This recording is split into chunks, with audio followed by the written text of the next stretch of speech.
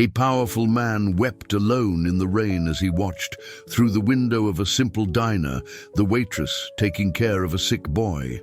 What no one knew was that the child was his son, and what happened next would forever change all three of their destinies. Subscribe to the channel for heartwarming stories delivered daily. That grey afternoon, the rain fell as if the sky itself was grieving. The millionaire watched the droplets hitting the glass of his office on the 40th floor. His reflection in the tempered glass showed a middle-aged man with empty eyes, as if his soul had long departed, leaving only a well-dressed body behind. The phone rang 3 times before he answered. "The results aren't good," said the voice on the other end. "The experimental treatment isn't working as we hoped." The millionaire didn't reply. His hand gripped the phone so tightly that his knuckles turned white. He hung up without a word. The news wasn't surprising, but it still hurt like a knife between his ribs. His son was dying, and there wasn't a fortune in the world that could change that. After a few minutes staring into nothingness, he rose abruptly. He left his suit jacket hanging on the chair, ignored the umbrella in the corner of the room, dismissed his driver with a short text, and walked out of the building without looking back. He needed to feel something other than this emptiness. The rain greeted him like an icy embrace, soaking his white shirt, which quickly became transparent. He walked aimlessly through the streets, blending into the hurried crowd, becoming invisible despite his face regularly gracing the covers of business magazines. Water streamed down his face, washing away tears he hadn't even realized he was shedding. How long had it been since he'd cried? Years, maybe, since the boy's mother left, leaving him with a sick child and an empire to run. He chose the empire.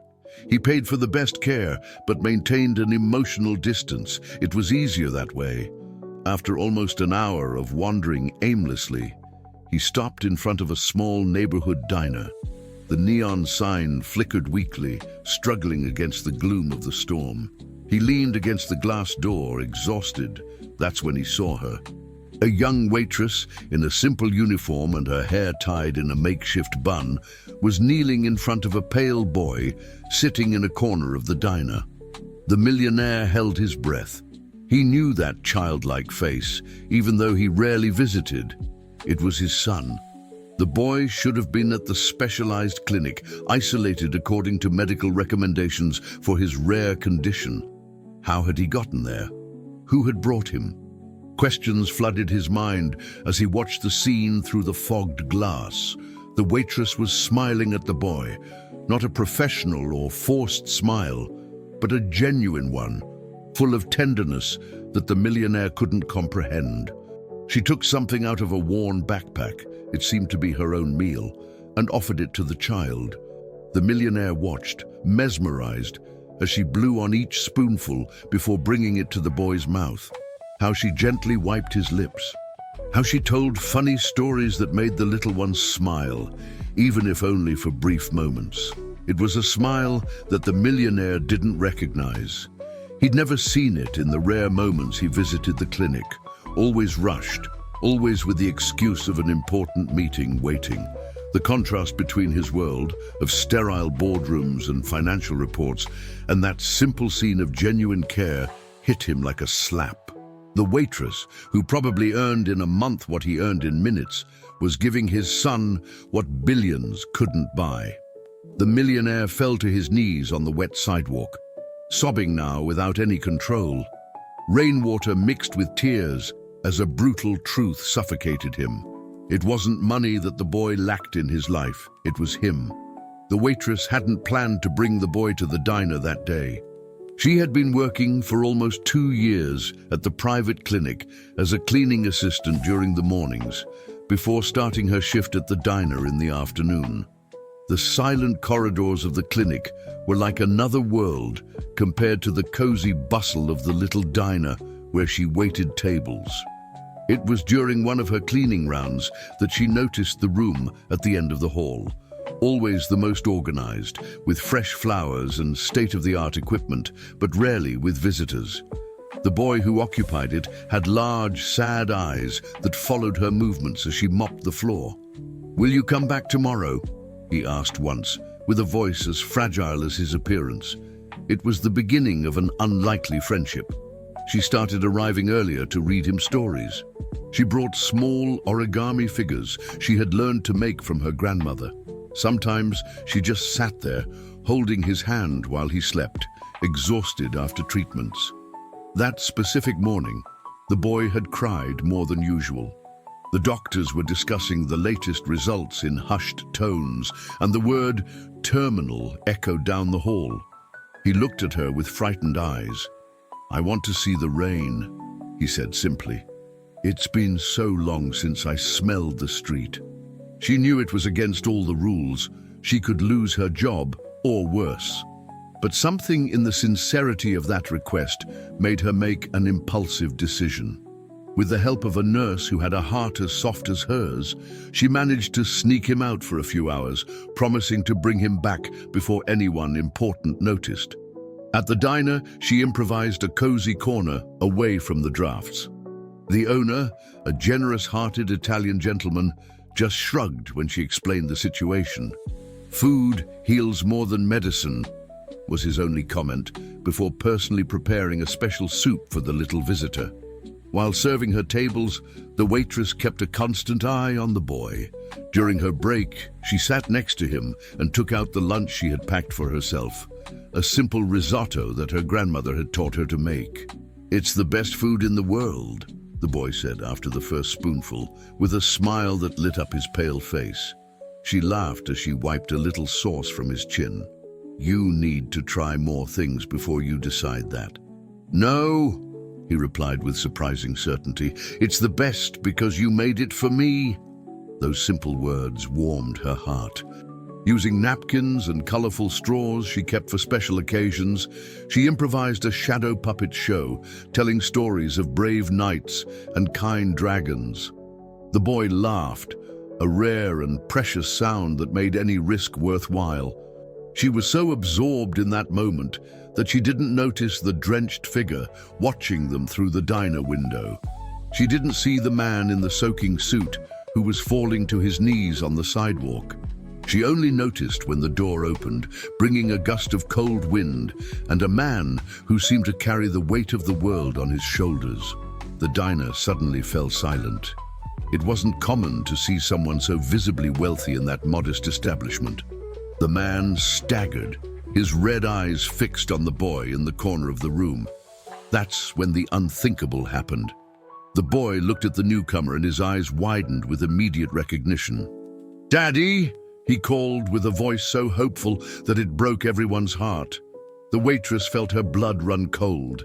She knew that face from the rare visits to the clinic, always rushed, always distant. It was the millionaire, the man who paid for everything, but never had time to stay. She stood up quickly, preparing for explanations, apologies, and probably for losing her job.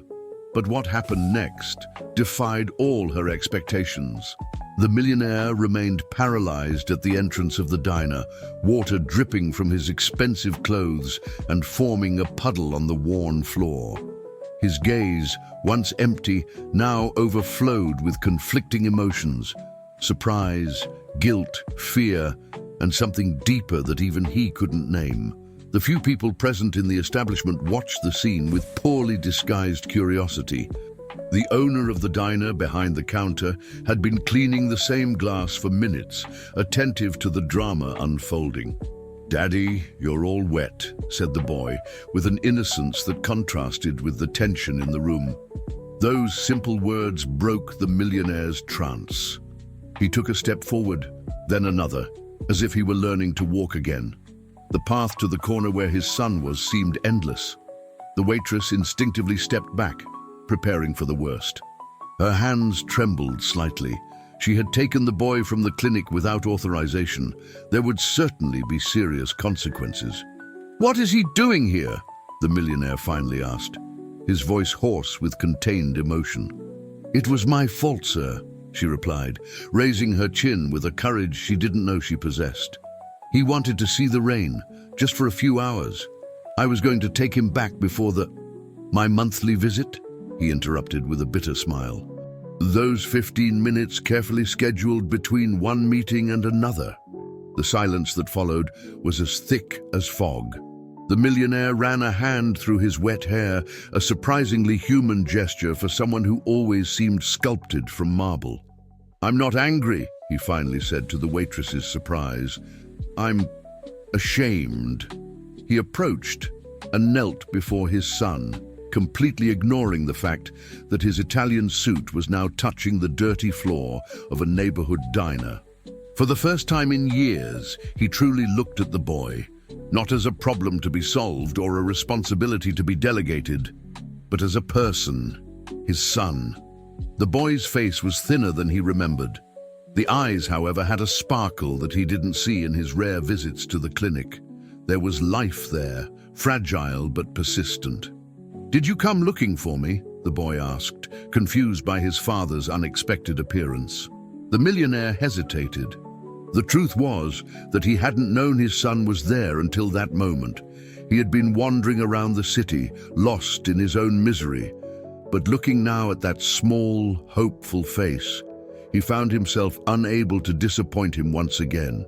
Yes, he lied, the first gentle lie he had ever told his son. I came looking for you. A smile lit up the boy's pale face, and he stretched out his thin arms. The millionaire stood still for a second, unaccustomed to physical displays of affection. Then slowly, as if approaching something precious and fragile, he embraced his son. The prominent ribs against his chest, the feverish heat of the boy's skin, the smell of hospital that persisted even there, all of this hit him like an avalanche. He squeezed his son tighter, feeling the small body tremble against his. The waitress watched the scene with a mixture of relief and confusion. She expected screams, threats, even the police being called for kidnapping. She didn't expect this powerful man on his knees, embracing his son as if his life depended on it. Her food is very good, Daddy, said the boy when they finally separated. Better than the hospital's. The millionaire looked at the waitress as if he were really seeing her for the first time, not as an employee who had broken the rules, but as someone who had done what he never had the courage to do, treat his son like a child, not like a patient. Thank you, he said simply, words he rarely used. The waitress nodded, still wary, still waiting for the punishment that would surely come. But the millionaire just took a napkin from the table and gently wiped his son's face, imitating the gesture he had seen the waitress make minutes before. Outside, the rain continued to fall mercilessly, but inside that small diner, something had changed. An invisible barrier had been broken, a first step taken towards an unknown territory for the millionaire, the territory of true fatherhood.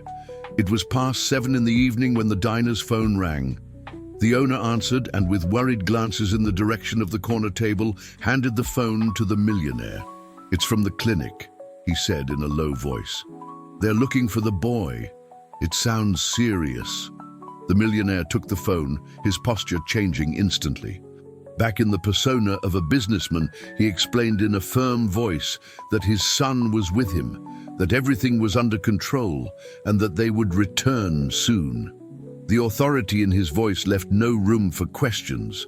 When he hung up, he realized that the waitress was watching him with an unreadable expression. She had removed her apron, and her worn bag was hanging on her shoulder, ready to leave. I'm going to lose my job at the clinic, aren't I? She asked directly, without self-pity, just stating a fact. The millionaire considered the question for a moment. Why did you do it? Why did you bring him here knowing the risks? She looked at the boy, who was now dozing on the cushioned bench, wrapped in the blanket she had brought from the clinic. His face, even in sleep, seemed more serene than the millionaire had ever seen. Because he asked me to see the rain, she replied simply, and because no one should spend their last days just looking at white walls, no matter how expensive they are. The frankness of the answer hit him like a punch. Last days. The words hung between them, heavy and undeniable. How long? He asked, his voice almost a whisper. "The doctors don't tell me these things," she replied. "I'm just the cleaning staff, but I've overheard conversations. Weeks, maybe. The new treatment isn't working."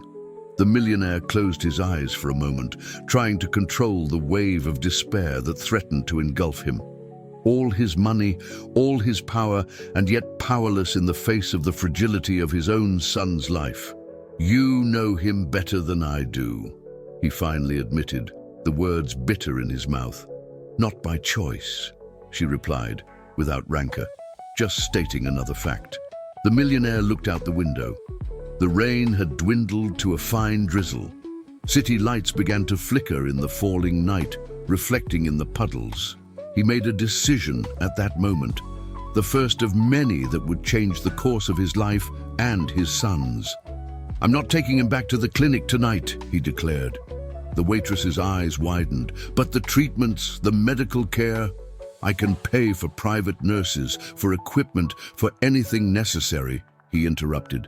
"What I can't buy is more time, and the time that's left..." His voice faltered. "The time that's left won't be spent in a hospital room." He looked at the waitress with an intensity that made her step back a little. "I need your help," he said, words he had never uttered before. "He trusts you. He smiles when you're around." She hesitated, clearly surprised by the turn of the conversation. "What exactly are you asking me?" "I want to hire you, not as an employee, but as..." He searched for the right word. "As a guide, to teach me how to be a father before it's too late." The request hung between them, improbable and sincere. "I can pay you 10 times what you earn here and at the clinic combined," he added, instinctively reverting to the only language he knew well: money. The waitress shook her head, a sad smile on her lips.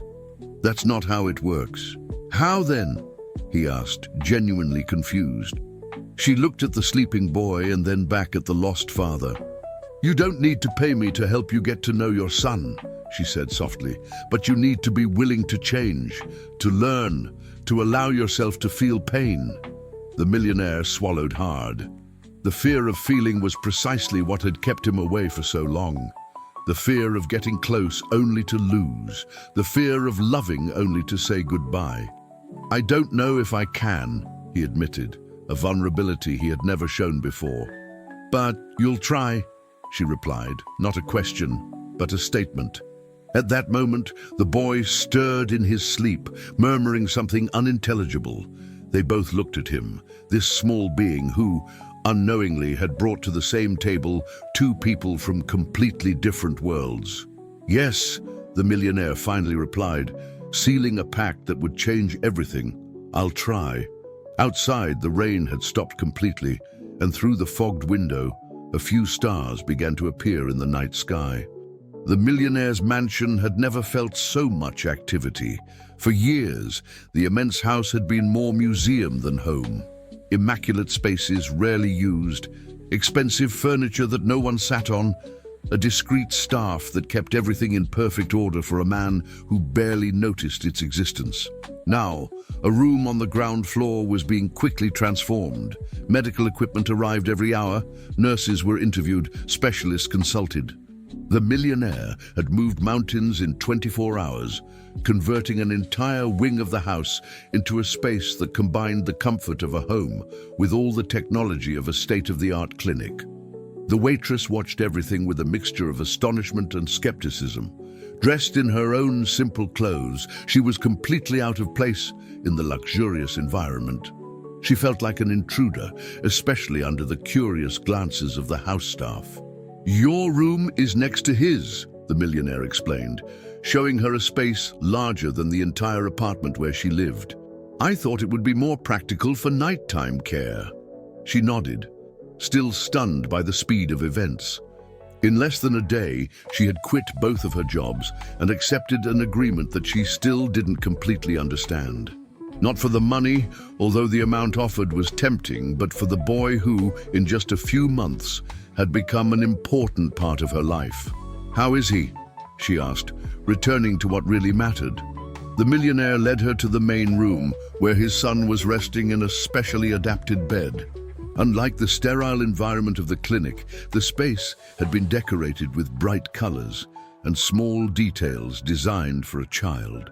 Illustrated books, a small aquarium with colorful fish, and even a projector that transformed the ceiling into a starry sky. The boy smiled when he saw her extending his frail hand towards her. "You really came," he said, as if he couldn't believe it. "Of course I came," she replied, sitting on the edge of the bed and adjusting the blanket around him. "Someone needs to make sure you eat right." The comment drew a weak laugh from the boy, and even a hesitant smile from the millionaire, who remained at the door, observing the interaction with a mixture of gratitude and something akin to jealousy. A new feeling for him. Later, with the boy again asleep after the visit from the private doctor, the millionaire invited the waitress for a conversation in his office. The room, with its dark wood-paneled walls and shelves full of books that seemed never to have been opened, was intimidating. "I want you to understand your position here," he began, sitting behind an imposing desk. "You will have full access to the house, authority over the staff with respect to his care, and freedom to implement any idea that might bring him comfort." She noticed the hesitation. He avoided directly mentioning the terminal prognosis, as if not saying the words could alter reality. "And what is your role in all of this?" she asked directly. "Are you going to continue with your work routine, just now with him closer?" The question disarmed the millionaire. He expected discussions about salary, benefits, perhaps demands for comfort, not a direct questioning of his intentions. "No," he replied after a moment of silence. "I've cancelled all my meetings for the next 30 days. After that, I'll only work remotely when absolutely necessary." The surprise must have been evident on her face as the millionaire continued almost defensively. "I'm the CEO. I can rearrange my schedule if I want." "It's not that," she replied softly. "It's just that 30 days is a long time for someone who usually only managed 15 minutes a month." The comment hit its mark. The millionaire stood up, walking to the window that offered a panoramic view of the city. "I don't know how to do this," he admitted, his back to her. "I don't know how to be a father, especially now when—" He couldn't finish the sentence. The waitress remained silent, allowing him to find his own words. "My wife was always the bridge between us," he finally continued. "When she died, and the diagnosis came soon after, I got lost. I threw myself into work. I convinced myself that providing the best treatments was enough." He turned around, facing her with a vulnerability that didn't match his normally imposing demeanor. "Yesterday, I saw you feeding him, making him laugh with something as simple as folded napkins. I saw more life in him in those minutes than in all my years of visits to the clinic." The waitress stood up as well, narrowing the distance between them. Not just physical, but social. "It's not complicated," she said. "He doesn't need grand gestures. He needs presence, small daily kindnesses, to be seen as a person, not as a patient." The millionaire nodded slowly, absorbing each word as if they were instructions for a complex deal. "I can teach you how to cook that risotto he liked," she offered with a shy smile. "It's not hard. Even a millionaire can learn." The little jab broke the tension, and for the first time since they met, the millionaire laughed, a sound rusty from disuse, but still genuine. "I think that would be a good start," he agreed. That night, as the house quieted and the medical staff discreetly took turns, the millionaire sat beside his son's bed. Hesitantly, he reached out and touched the boy's thin hair. The little one moved in his sleep, unconsciously leaning into the touch. It was a tiny moment, almost imperceptible, but for the millionaire, it represented the beginning of a journey for which there was no map, only the scarce time and the silent promise to no longer waste it. 3 weeks passed in a new routine that gradually transformed the cold mansion into something closer to a home. The millionaire, initially awkward and insecure, was beginning to find his way in the fatherhood he had avoided for so long. He had learned to prepare the risotto that his son loved so much. although the waitress still laughed at his attempts to follow the recipe with the same precision with which he read financial reports. He had learned to tell stories at night, discovering that his deep voice had a calming effect on the episodes of pain that periodically tormented the boy. More importantly, he had learned to simply be present, sitting beside the bed while his son slept, observing the small details of his face that changed every day, sometimes improving, sometimes worsening in an unpredictable cycle that kept everyone in a constant state of alert. The waitress had become an indispensable presence, not only for the boy, but also for the father. Her ability to transform simple moments into joy was contagious throughout the house. The medical staff, initially skeptical about the unconventional arrangement, soon recognized that the patient's well-being had improved significantly outside the hospital environment. That specific morning, the millionaire was analyzing test results in his office when the waitress entered without knocking, an informality that now seemed natural between them. "He's asking for you," she said, an enigmatic smile on her face. "He has a surprise." The millionaire put the papers aside immediately, another new habit, and followed her down the hall. They found the boy sitting in bed, more animated than in recent days, with a large photo album open on his legs. "Daddy," he exclaimed when he saw him, "come see what I found in your office." The millionaire cast a questioning glance at the waitress, who shrugged with a knowing smile. He wanted to explore the house. "I didn't think you'd mind."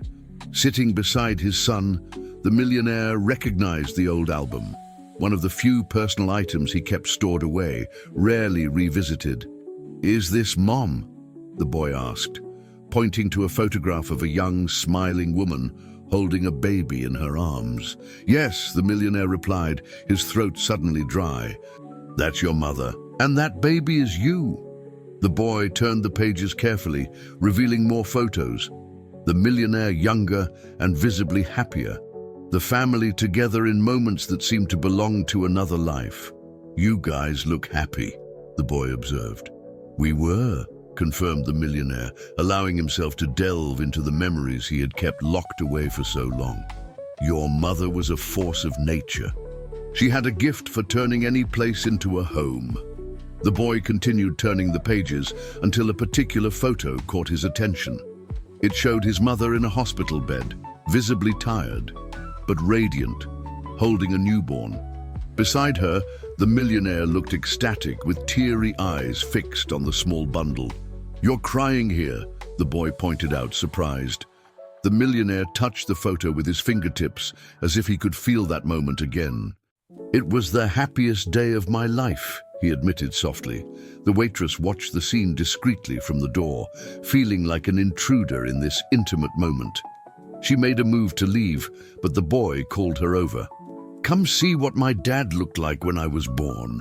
She approached hesitantly, sitting on the other side of the bed. The three formed an unlikely picture. The millionaire in his expensive shirt, now with sleeves rolled up and no tie. The waitress in simple but impeccable clothes. And between them, the frail boy who, unknowingly, was rebuilding bridges long destroyed. "What happened after?" the boy asked, turning another page of the album where the photos suddenly became scarce. A heavy silence settled in the room. The millionaire exchanged a look with the waitress, seeking some guidance, but realized that this was a truth that only he could share. "Your mother got sick," he finally began. "Very sick, very fast. The doctors tried everything, but like me," the boy interrupted with a perception that pinched the adult's hearts. "Differently," the millionaire replied, choosing his words carefully. "When she passed away, you were only 3 years old. And soon after, we found out about your condition." He paused, trying to control the emotion that threatened to overwhelm his voice. "I was scared," he finally confessed. "Afraid of losing you too. Afraid of getting close and suffering again. So I pulled away, convincing myself that ensuring the best medical care was enough." The boy absorbed these words with a wisdom beyond his years. His small hand sought his father's, squeezing it with surprising strength. "I'm not mad at you," he said simply. Those 5 words broke something inside the millionaire. Tears he had held back for years overflowed without warning. He hugged his son carefully, as if he feared he might fall apart in his arms. The waitress stood up silently to leave them alone, but the boy stretched his other arm out to her. "Stay," he asked. "You're family now too. Family." The word hung in the air like a revelation. The millionaire looked at the woman who, in a few days, had taught him more about fatherhood than all the specialists he had hired over the years. "He's right," he said, meeting her eyes over the boy's head. "You are family now." At that moment, as the waitress joined the embrace, something happened that none of the 3 could have predicted. An invisible connection formed, not by blood or paper, but by something much deeper. An unlikely family, born not of convention, but of the desperate need to love and be loved before time ran out.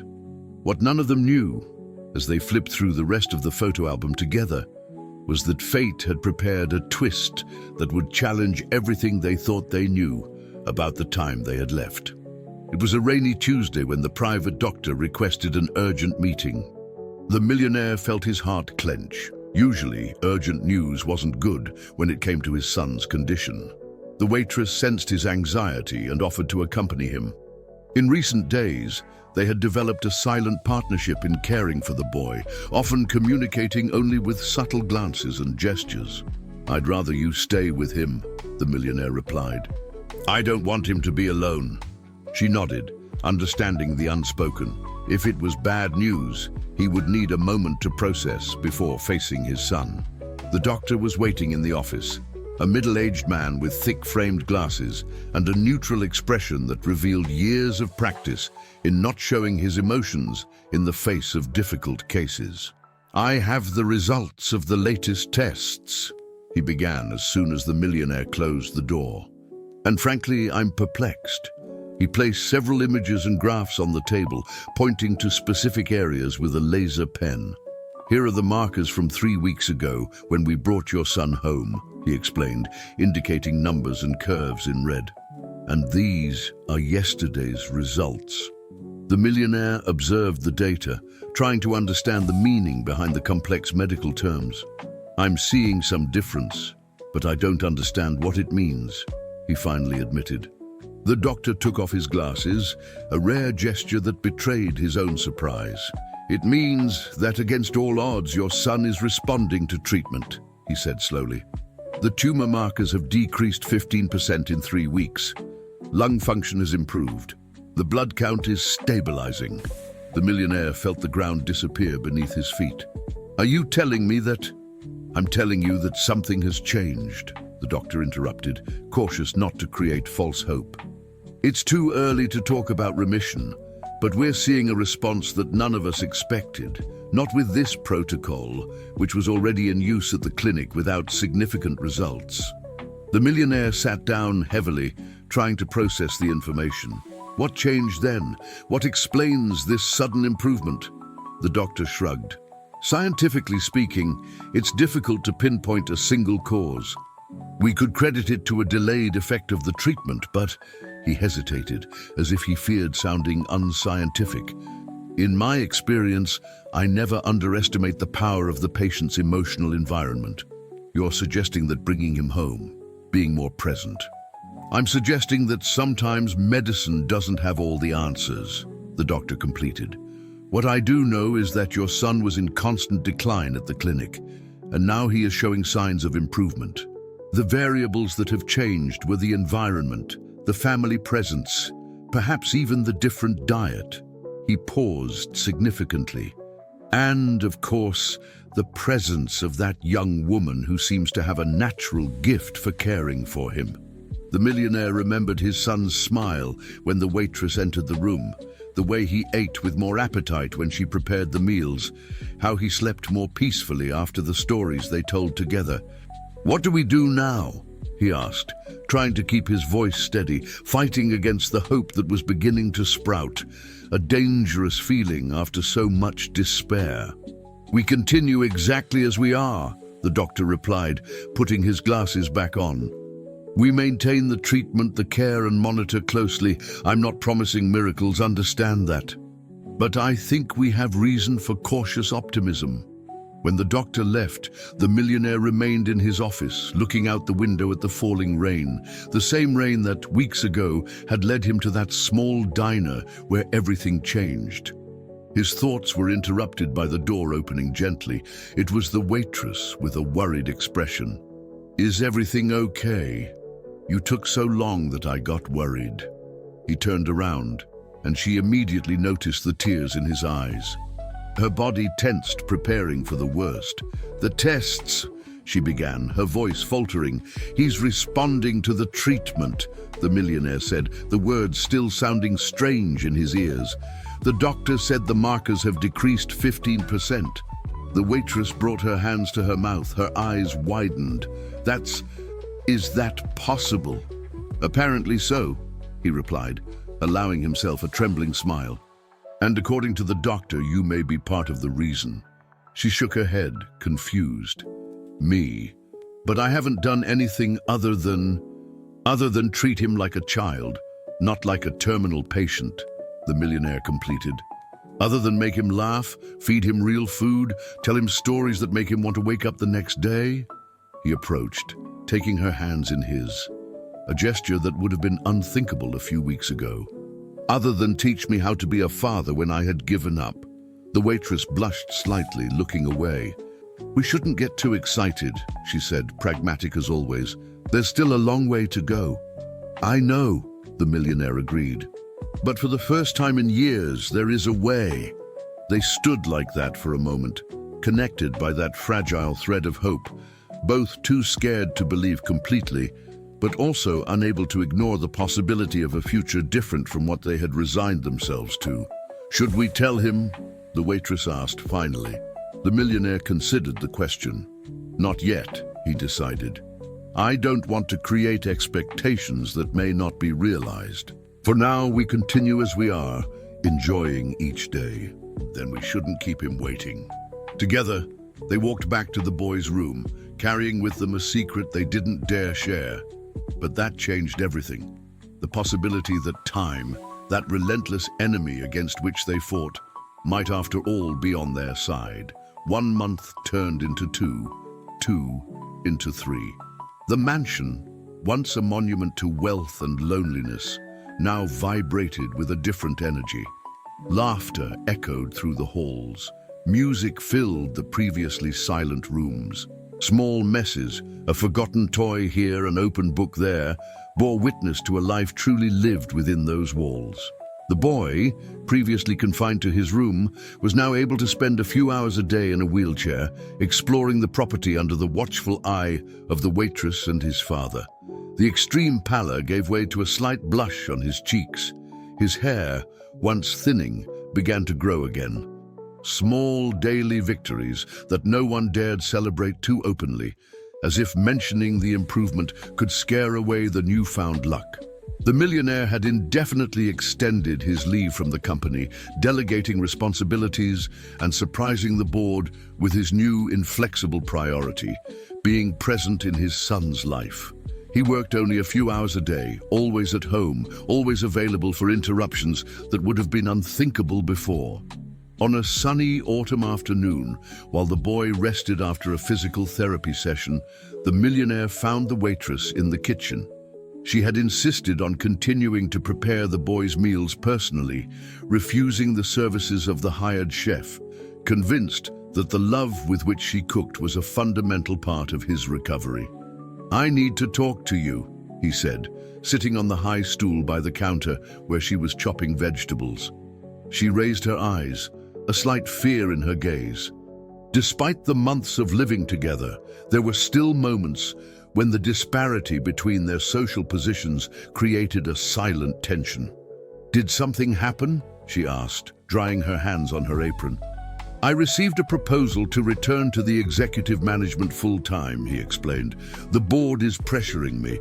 They say my prolonged absence is affecting the company's stock." The waitress nodded slowly, a knot forming in her stomach. "I understand. When do you leave?" The millionaire watched her with curiosity. "I didn't say I accepted." She blinked, surprised. "But your company, your position, they can wait," he interrupted firmly. "Or they can move on without me. I've discovered in recent months that there are substitute CEOs, but not substitute fathers." The waitress smiled, a mixture of relief and admiration on her face. "He'll be happy to hear that. Actually," the millionaire continued, "that brings me to the real reason for this conversation."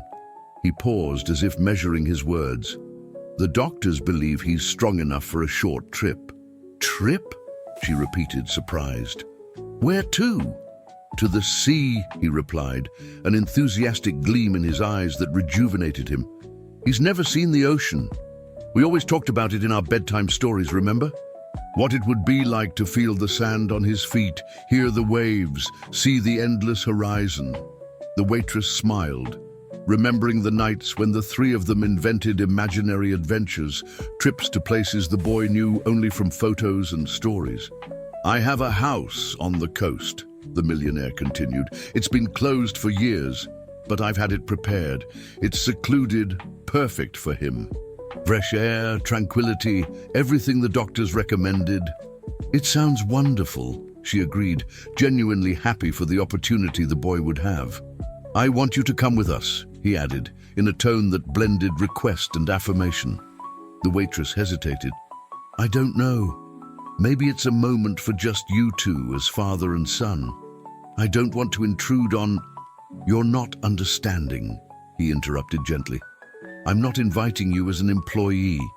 I'm asking you to come as part of this family we've built." The word family hung between them, laden with unspoken meanings. "In recent months," he continued, "you've become essential not only to him, but to me as well. You've taught us to laugh again, to appreciate small moments, to see beauty where I only saw efficiency."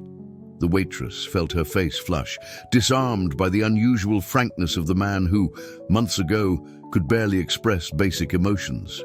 "I no longer know where your role as caregiver ends and your place in our lives begins," he admitted. "I only know that I can't imagine our future without you in it." She lowered her eyes, processing what she had just heard, words that sounded dangerously close to a confession of deeper feelings. "What if he doesn't fully recover?" she asked finally, verbalizing the fear that everyone carried, despite the progress. "What if all of this is temporary?" The millionaire reached out, hesitantly touching her hand over the counter. "Then we will have enjoyed every moment," he replied simply. "We will have given him real memories, true experiences. We will have been a family for as long as we were granted." A tear escaped down the waitress's face, and she made no effort to hide it. "When do we leave?" she asked, her answer contained in that simple acceptance. "In 3 days," he replied, a smile lighting up his face. "Enough time for us to organize everything he needs." At that moment, a noise at the kitchen door caught both their attention. The boy was there in his wheelchair with a smile that lit up the entire room. "Are we going to see the sea?" he asked, his eyes shining with expectation. The millionaire and the waitress exchanged surprised glances, realizing that he had overheard at least part of the conversation. "Yes, champ," confirmed the father, approaching and kneeling beside the chair. "We're going to see the sea, the three of us together." The boy looked from one to the other, a wisdom in his eyes that transcended his age and experience. "Like a real family?" he stated. Not a question, but a realization. "Like a real family," the millionaire agreed, embracing his son and reaching out to the waitress, who joined them. 3 people, whom fate had united in the most improbable way, now bound by something stronger than blood, the conscious choice to belong to each other, regardless of the time they had left. The sun was rising on the horizon when they arrived at the beach house, an elegant and discreet structure, nestled among dunes and protected by lush vegetation that ensured privacy. Unlike the mansion in the city, this place had a more relaxed atmosphere, with light wood furniture, airy fabrics in shades of blue and white, and large windows that framed the sea like living canvases. The trip was carefully planned to ensure the boys' comfort, An ambulance accompanied them the entire way, and a reduced medical team was already waiting for them on the property. Even so, both the millionaire and the waitress monitored his every reaction, worried that the effort might be too much. To everyone's surprise, including the doctors, the boy demonstrated a renewed energy as soon as he saw the ocean for the first time. "It's bigger than I imagined," he exclaimed, his face glued to the car window. "And bluer!" Settling him into the room prepared especially for him was quick, but it soon became clear that the boy had no intention of resting despite the trip. "I want to go to the beach now," he insisted, with a determination that increasingly resembled his father. "Please." The doctor who accompanied them consulted the vital signs on his tablet, and after a few moments of consideration, nodded.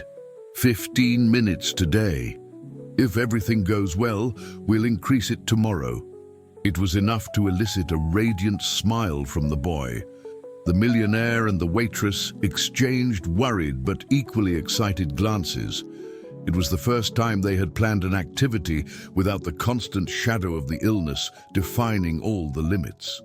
The waitress took charge of preparing the boy, sunscreen carefully applied, wide-brimmed hat, light clothing. The millionaire, in turn, surprised them both by appearing dressed in an almost unrecognizable way, casual shorts and a t-shirt, instead of the impeccable suits that seemed to be part of his skin. "What?" he asked, noticing the surprised looks. "Never seen a man on vacation before." The boy laughed, and the waitress couldn't help but notice how the father looked years younger this way, relaxed and ready for a simple walk on the beach. They descended the wooden walkway that cut through the dunes, the millionaire carrying his son in his arms. He had insisted on leaving the wheelchair behind for this first contact with the sea. The waitress followed close behind, carrying a bag with water, medication, and all the emergency items that had become an indispensable part of their lives. When their feet finally touched the sand, the boy asked to be put down. The father hesitated. "Just a little," the little one pleaded. "I want to feel the sand on my feet, like in our stories." The millionaire looked questioningly at the waitress, who nodded encouragingly. Carefully, he placed his son standing on the warm sand, keeping him firmly supported against him. The boy closed his eyes for a moment, absorbing the sensation of the grains between his toes. When he opened them again, there were tears of joy that mirrored the sparkle of the sea. "It's even better than I imagined," he whispered.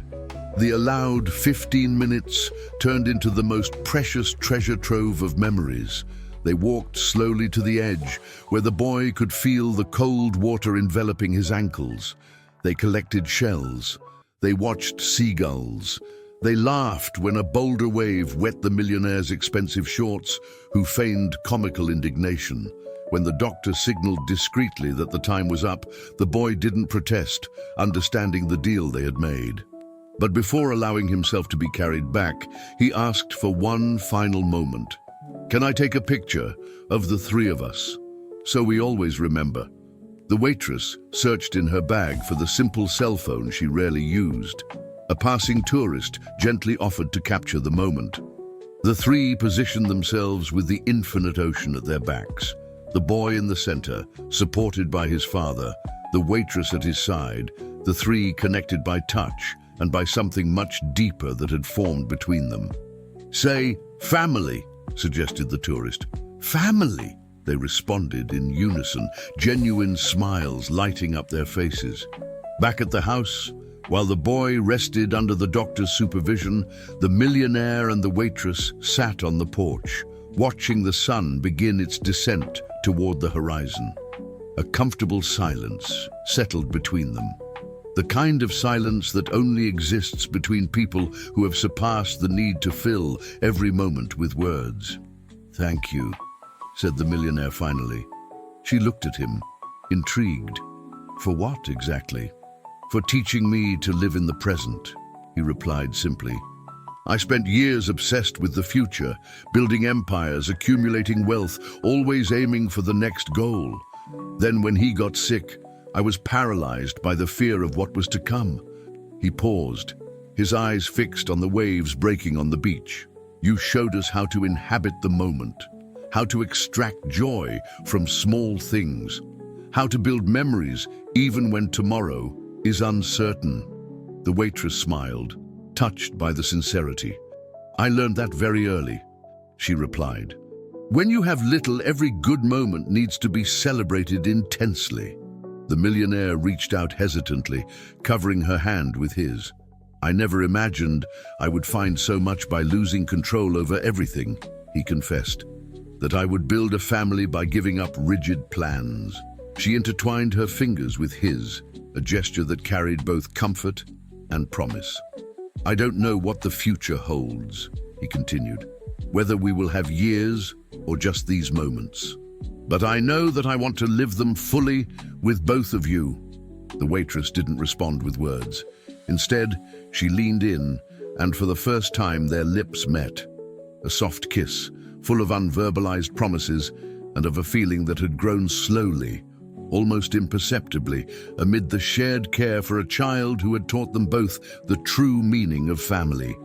When they separated, the last ray of sun touched the horizon, painting the sky in shades of pink and gold, a spectacle of ephemeral beauty that they now knew how to appreciate in all its fullness. A year had passed since that first trip to the beach. The beach house, initially planned for a brief stay, had become the permanent home of the makeshift family that had found its place in the world there. On the spacious porch, the millionaire, who no longer defined himself primarily by his wealth, watched his son running on the sand. Not with the boundless energy of a completely healthy child, but with a vitality that no doctor would have predicted 12 months ago. The illness hadn't magically disappeared. There were still bad days, ongoing treatments, regular consultations with specialists who flew in from all over the world to see him. But there was also stability, where before there was only decline. There was hope, where before there was only resignation. "He's trying to build a sandcastle bigger than yesterday's," commented the waitress, now his wife, sitting next to him with 2 cups of coffee. They watched together as the boy concentrated on his task, his tongue peeking out from the corner of his mouth in a sign of intense concentration, just like his father did when absorbed in a project. "The doctor called while you were swimming," she said, her casual tone disguising the importance of the information. "The latest tests maintained the previous results. Complete stability for 3 months." He nodded, squeezing her hand lightly in silent acknowledgement of the good news. They had learned to celebrate each small victory without great fanfare, as if they feared that fate, hearing their joy, would decide to test their faith again. "The school called too," she continued. "The private tutor says he's advanced in math and science. She thinks we can consider some in-person classes next semester, if we continue with the precautions." Another significant milestone, the possibility of an increasingly normal life, of friendships beyond the adults who cared for him, of childhood experiences that had previously seemed unattainable. "What about you?" he asked, noticing the envelope she was trying to discreetly hide next to her chair. "Did you get any news too?" She smiled, always surprised by his ability to observe, a trait that made him both an astute businessman and an attentive father and husband. "The university accepted my application," she admitted, a blush of pride coloring her cheeks. "I can start the nursing program next semester, in the hybrid program." He smiled, genuinely happy for her. "I knew you'd get in. You're going to be the best pediatric nurse this state has ever seen. That's if I manage to pass my anatomy classes," she joked, still unsure about her academic ability after so many years away from studying. "I have complete confidence," he affirmed, pulling her in for a quick kiss. "Besides, I have good contacts at the medical school who can offer tutoring if you need it." She rolled her eyes, laughing. "Of course you do. But I intend to succeed on my own merit." "I never doubted that," he replied with a proud smile. On the beach, the boy was now waving enthusiastically, calling his parents to see his creation. They got up together and walked to him, hands intertwined, steps synchronized after months of walking side by side. "Look," he exclaimed as they approached. "It's our house! I even made the porch." The sandcastle was, in fact, an impressive representation of the beach house, with details such as windows drawn with twigs and a small walkway made of shells. "And look," he continued, pointing to 3 sand figures of different sizes positioned in front of the structure. "It's us!" The millionaire knelt in the sand, completely ignoring the fact that his expensive pants would be ruined. Another habit he had abandoned over the past year. "It's perfect," he praised, studying every detail of his son's creation. "You captured exactly how we are." The waitress crouched down on the other side, equally impressed with the boy's talent. "We should take a picture before the tide comes in," she suggested. The boy shook his head, a surprising wisdom in his young eyes. "No need. We can make another one tomorrow, and then another. Better each day." The couple exchanged glances over their son's head, glances that told stories of fear overcome, of renewed hope, of a love formed in the most improbable circumstances. "He's right," agreed the father. "There's always tomorrow to build something new." It was an affirmation that months ago he wouldn't have dared to make, to talk about tomorrow when each day seemed potentially the last. Now, although they never took the future for granted, they allowed themselves at least to imagine it, to plan for it, to desire it. "How about a swim before lunch?" suggested the waitress. "The tide is perfect, and the doctor said that moderate exercise in the water continues to be ideal." The boy was already on his feet before she even finished the sentence, pulling his father by the hand. "Do you promise to go where I can't touch this time?" "I promise," replied the millionaire, letting himself be guided by his son. A complete reversal of roles that filled him with a peculiar kind of joy. "Are you coming too?" the boy asked the waitress, extending his other hand. "Always," she replied, accepting the small gesture that symbolized so much. The 3 walked together to the edge, where the gentle waves lapped at the sand, erasing old footprints and creating space for new marks. As a family, they entered the water which, like life, was sometimes cold and scary at first, but welcoming once you had the courage to dive in. Later, while the boy rested after lunch, now by choice and not by necessity, the millionaire found his wife in the kitchen, organizing the medications that, although reduced, were still part of the daily routine. "I received an email from the foundation," he commented casually, referring to the charity they had created months ago. "The new support program for families with children undergoing cancer treatment is already serving 50 cases." She smiled, proud. The foundation had been her idea, a way to transform their experience into concrete help for other families facing the same challenges. They used his fortune and her practical experience to fill the gaps that the healthcare system left uncovered, from experimental treatments to basic needs such as transportation, food, and even psychological support for entire families. 50 families who won't have to go through what we went through alone, she reflected. "And this is just the beginning," he added. "The board approved the expansion to 3 new states next year." The decision to step away permanently from the daily management of his business had shocked the corporate world, but it had brought a peace that no money could buy. He still held a stake and a seat on the board, but his days of sacrificing everything for financial success were behind him. "I never imagined this life," he confessed, leaning against the kitchen counter. "If someone had told me 2 years ago that I would trade board meetings for sandcastles, that I would consider my greatest success a stable medical exam, that I would find love serving tables in a random diner, would you have fired that person for insanity?" she completed with a teasing smile. "Probably," he agreed, laughing. "And it would be the biggest mistake of my life." He approached, wrapping his arms around her from behind as she organized the medications. "Thank you," he whispered against her hair. "For what, this time?" she asked, leaning back against him.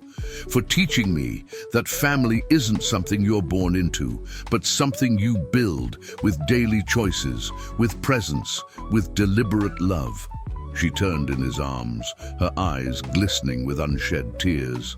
"You know what else I've learned in these months?" she asked softly. "What?" "That sometimes the greatest blessings come disguised as tragedies," she replied. "That the darkest moments can be just the beginning of a new light." Outside, they heard the sound of light footsteps coming down the stairs. Their son's rest time was over, and he would certainly be full of plans for the afternoon. Maybe more sandcastles, maybe a story to read together, maybe just the simple privilege of being alive and together for another day. And for a family that had almost lost everything before it even formed, there was no more precious gift than this: the continuous gift of each shared moment, each exchanged laugh, each obstacle faced side by side. They didn't know what the future held. No one does, after all. But they had learned the most valuable of lessons. That true wealth is not measured by bank accounts or property titles, but by the courage to love fully, even when tomorrow is uncertain. Because, in the end, it's not the duration of life that determines its value, but the depth with which it is lived. And together, they had discovered a depth that none of them had ever imagined possible. If this story touched you, subscribe to the channel and turn on notifications to receive new stories every day.